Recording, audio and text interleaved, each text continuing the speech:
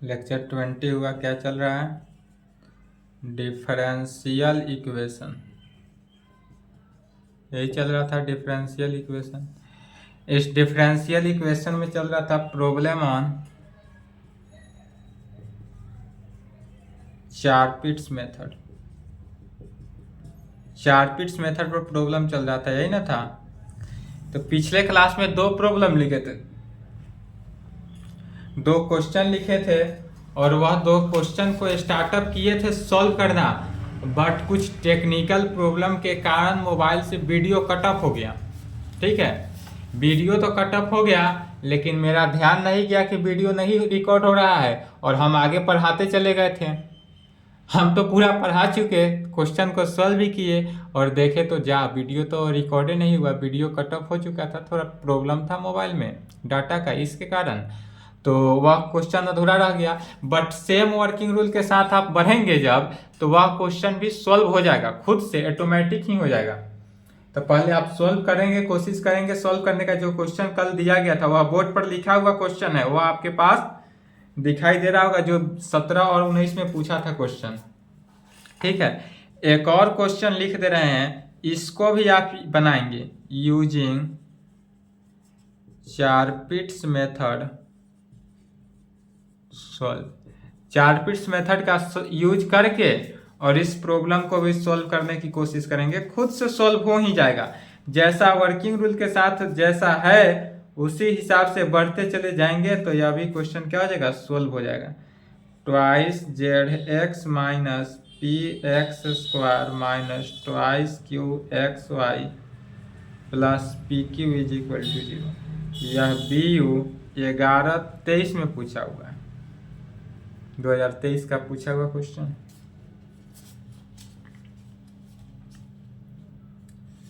ये सब क्वेश्चन जो है खुद से सॉल्व करेंगे। यदि दिक्कत हो, सॉल्व नहीं होता हो, एनी प्रॉब्लम हो, तो यह दिया हुआ नंबर है, इस नंबर से संपर्क कर लेंगे।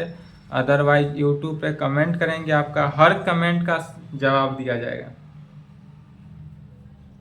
ठीक है, इसके आगे जो नेक्स्ट चैप्टर है उस चैप्टर को स्टार्ट किया जाए।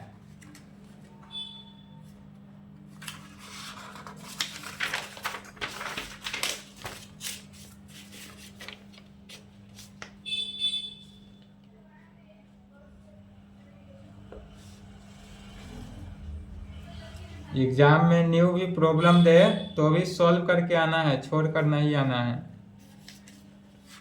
एक और बना लेंगे, यदि टाइम हो मन हो बनाने का तो बना सकते हैं, यह नहीं भी बनाएंगे तो भी चलेगा। यूजिंग चारपिट्स मेथड, यदि कह दे चारपिट्स मेथड को यूज करना है तो यूज करेंगे ही करेंगे। बी यू 91-95 का क्वेश्चन। ठीक है, इसके आगे मॉन्क्स मेथड, नेक्स्ट चैप्टर देखते हैं। स्टार्टअप किया जाए चैप्टर 6 मॉन्क्स मेथड। इसको बना लेंगे, इस क्वेश्चन को बना लेंगे, इसको छोड़ सकते हैं, बना सकते हैं, जैसी आपकी इच्छा।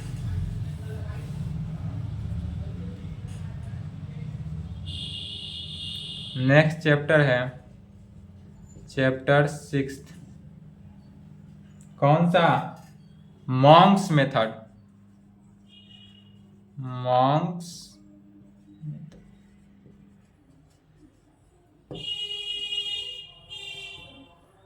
मॉन्क्स मेथड में क्या है? तो जो मॉन्क्स मेथड है या चारपिट्स मेथड जो था चैप्टर 5 से, इससे भी 1 फुल क्वेश्चन था, और इस मॉन्क्स मेथड से भी 1 फुल क्वेश्चन।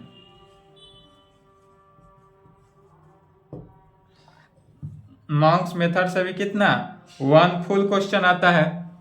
इसलिए जैसे चारपिट्स मेथड को पढ़े उसी प्रकार से मॉन्क्स मेथड को भी आसानी से पढ़ लेंगे, एग्जाम अच्छा से बीतेगा। इसके आगे जो है चैप्टर्स, मॉन्क्स मेथड के आगे का चैप्टर जो है वह उतना इम्पोर्टेंट नहीं है, बताएंगे बट उतना इम्पोर्टेंट नहीं जितना इम्पोर्टेंट है मॉन्क्स मेथड है। तो मॉन्क्स मेथड के कंप्लीट करना जरूरी है। तो चलिए देखते हैं कि मॉन्क्स मेथड है क्या। पहले जब मॉन्क्स मेथड क्या है समझ जाएंगे, उसके बाद ही मॉन्क्स मेथड का शुरुआत किया जाएगा थ्योरम। तो इस पर सबसे पहले इसका डेफिनेशन एंड रिजल्ट्स देखते हैं। किसका? मॉन्क्स मेथड का डेफिनेशन एंड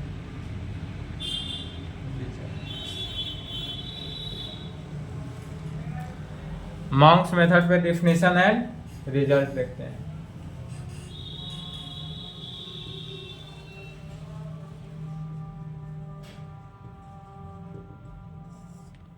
नोटेशन,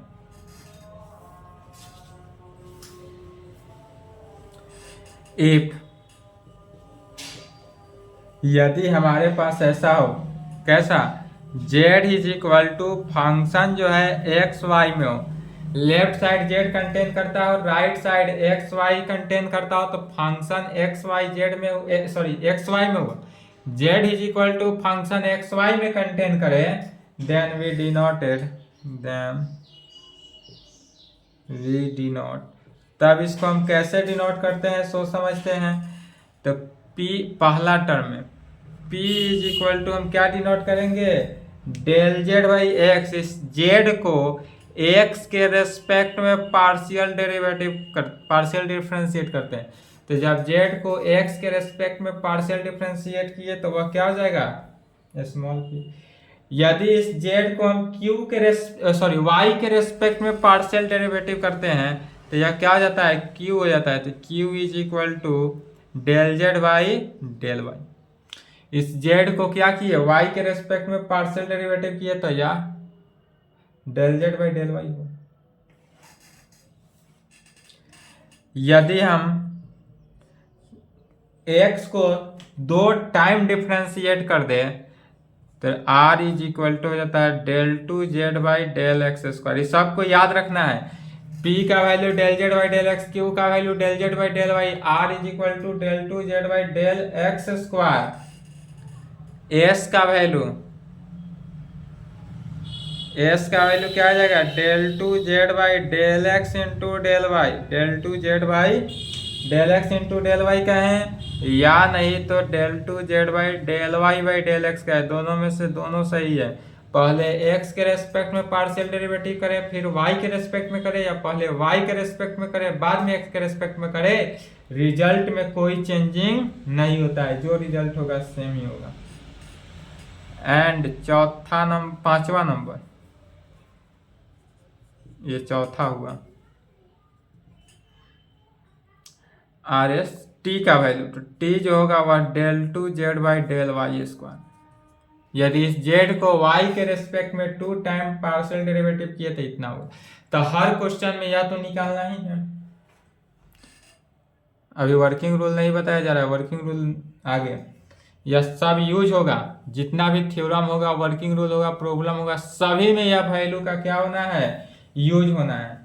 तब कहेंगे सेंस यदि z इज इक्वल टू ऐसा ले लिया जाए, z एक्स वाई में function and p is equal to कितना? Del Z by del X and q is equal to del Z by del Y अगर हम ले लेते हैं, तब इसलिए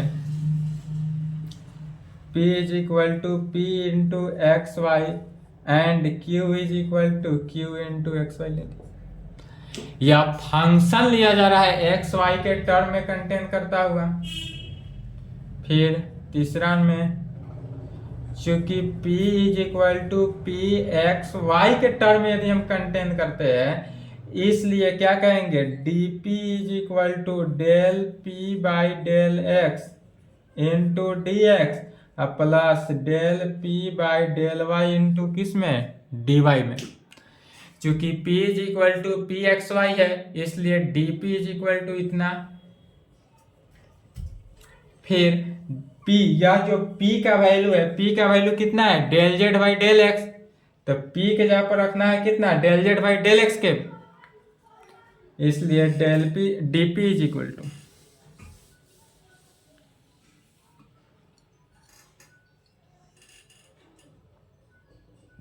इसलिए dp is equal to del by del X. Del by del X into यह स्मॉल पी है, तो पी का जो वैल्यू है वह कितना, del Z by del X में, तो del Z by del X into D X plus del by del Y into यह पी का वैल्यू फिर del Z by del X में into D Y, del by del Z into D Y. Del by del Z है, del by del X है, तो यह हो जाएगा del two Z by del X square D X plus del two Z by del Y del X into D Y. Del two Z by del X square यहां से देखेंगे कितना value निकला, आर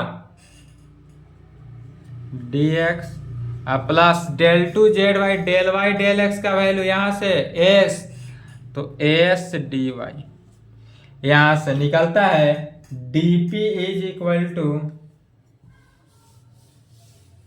इसलिए हमारे पास जो वैल्यू निकला कहेंगे हैंस यहां क्या निकलता है, dp is equal to R D X plus S D Y में dp का वैल्यू कितना निकला, R D X plus S D Y. अब जब भी प्रॉब्लम बनाएंगे dp is equal to R D X plus S D Y direct use करना है, इतना लैंग्वेज नहीं आएंगे। यह कैसे निकला है सो समझ गए, यह हर प्रॉब्लम में नहीं आएंगे, प्रॉब्लम में डायरेक्ट इसका यूज होगा, dp is equal to R D X plus S D Y को याद रखेंगे। यहाँ से dp माइनस यदि हम s वाले टर्म को लेफ्ट में बुला लेते S D Y is equal to right side क्या बचेगा, आर डी एक्स में, इसलिए r का वैल्यू कितना हो गया, dp minus S D Y divided by D X, इसलिए r का वैल्यू निकला dp minus S D Y divided by किस में, डी एक्स में।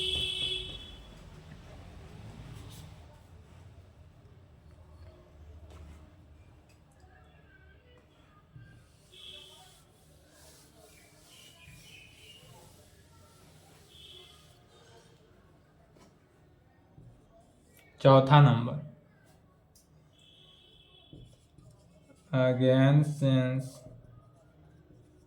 यदि q is equal to Q X Y में हो, अगेन सिंस क्या q is equal to Q X Y हो, इसलिए dq is equal to dq क्या हो जाएगा सो समझना है, तो जब dq करेंगे तो यह del Q by del X into D X में plus del Q by del Y into D Y में इज इक्वल टू, तो del by del X into Q, यह क्यू का वैल्यू कितना जानते थे, del Z by del Y, जब Z को वाई के रेस्पेक्ट में पार्शियल डेरिवेटिव करते हैं, plus del by del Y into del Z by किस में, डेल वाई में इंटू डी वाई, अर्थात del two Z by del X del Y D X plus del two Z by del Y square D Y, फिर del two Z by del X del Y किसका कहते हैं, S, तो S D X plus del two Z by del Y square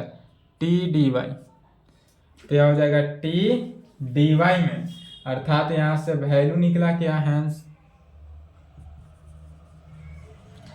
D Q is equal to S D X plus T D Y में, यह सब जितना भी bracket के अंदर लिखा जा रहा है याद होना चाहिए, dp is equal to R D X plus S D Y में dq is equal to S D X plus T D Y में,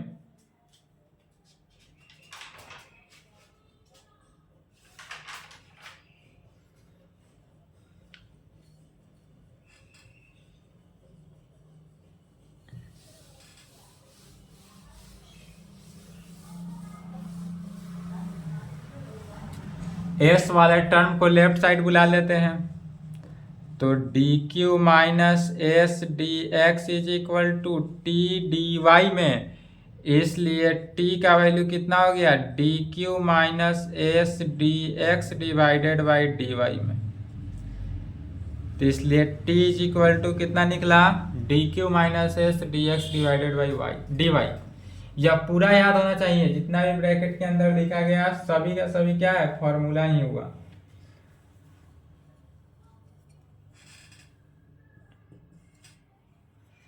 अब कहेंगे partial differential equation, partial differential equation in Monge's form. अब जो है partial differential equation in Monge's form, यदि हम partial differential equation को मॉन्क्स फॉर्म में लिखते हैं तो कैसा होगा। सबसे पहला हमारा बात यही आ जाता है कि मॉन्क्स फॉर्म है क्या। मॉन्क्स फॉर्म कहे या मॉन्क्स मेथड कहे, बात एक ही हुआ। तो मॉन्क्स मेथड है क्या और मॉन्क्स मेथड में कैसे लिखा जाता है, तो कहेंगे a partial differential equation of the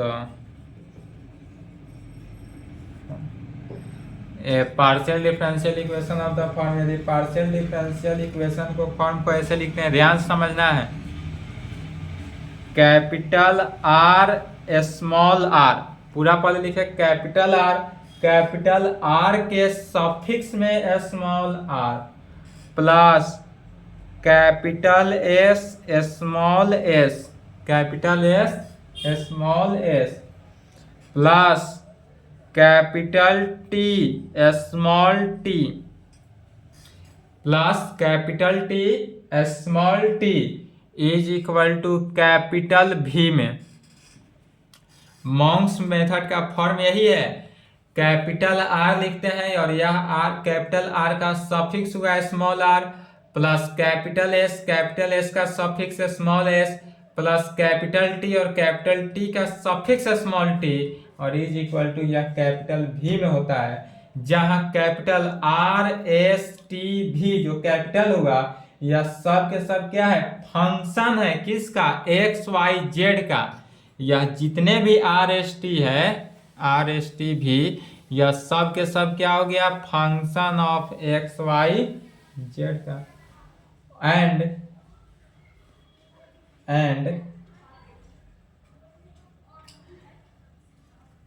पहले लिखेंगे वेयर आर एस टी भी are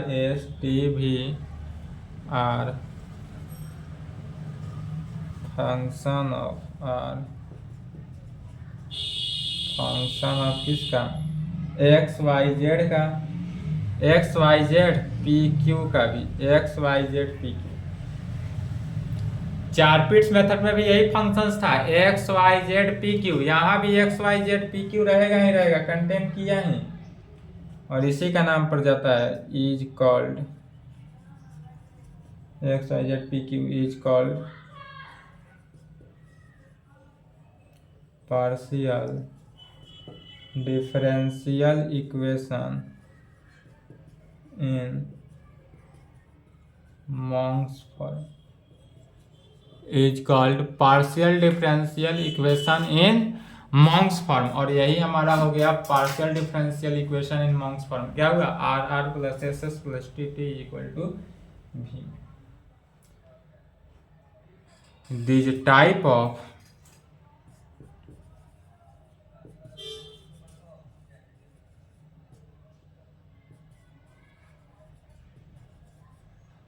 partial differential equation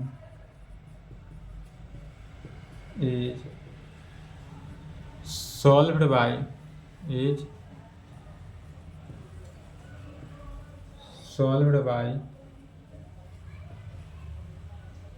Monks method।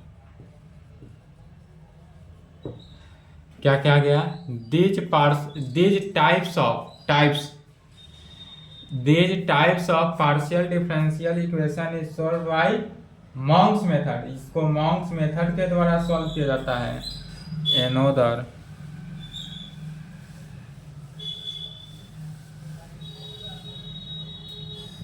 Monks method another form में साथ लिखेंगे, साथ में another फॉर्म, नहीं तो एनोदर फॉर्म ए कौन सा, partial differential equation, another form में partial differential equation, another form of partial differential equation in Monks form is कैसा फॉर्म होता है? एनोदर फॉर्म लिखना है तो अगर एनोदर फॉर्म भी गए तो पहले R R plus S S plus T T और प्लस साथ में यू एक टर्म कंटेन किया एनोदर फॉर्म। यह मॉन्क्स मेथड का ही एनोदर फॉर्म है यू, लेकिन यू के सफिक्स में जो होगा यह यू का सफिक्स क्या कहलाएगा? R T minus S square. U का जो सफिक्स होगा यह U R T minus S square और यह किसके इक्वल? भी के इक्वल, वेयर जहां आर एस टी यू भी, R S T you and भी, लास्ट में तो एंड दे देंगे, एंड भी आर फंक्शंस ऑफ, और यह फंक्शंस किसका होगा? X Y Z P Q का, वेयर जहां आर एस टी यू भी functions of X Y Z P Q के फंक्शंस को। बस इतना ही तो डिफिनीशन को याद रखना है और इसके आगे क्या करना है? जितना भी थ्योरम हो प्रॉब्लम हो सभी सॉल्व करके चले जाना, ऑटोमेटिकली सॉल्व होते चले जाता है।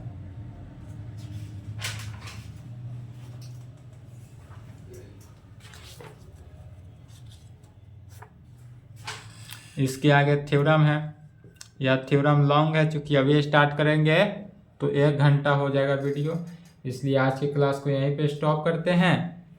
यहाँ तक कंप्लीट कर ले, इसके आगे जो होगा नेक्स्ट क्लास देखा जाएगा, ठीक है? इसके आगे नेक्स्ट क्लास में थ्योरम जो होगा वह नेक्स्ट क्लास में देखा जाएगा। यहाँ तक कंप्लीट करें।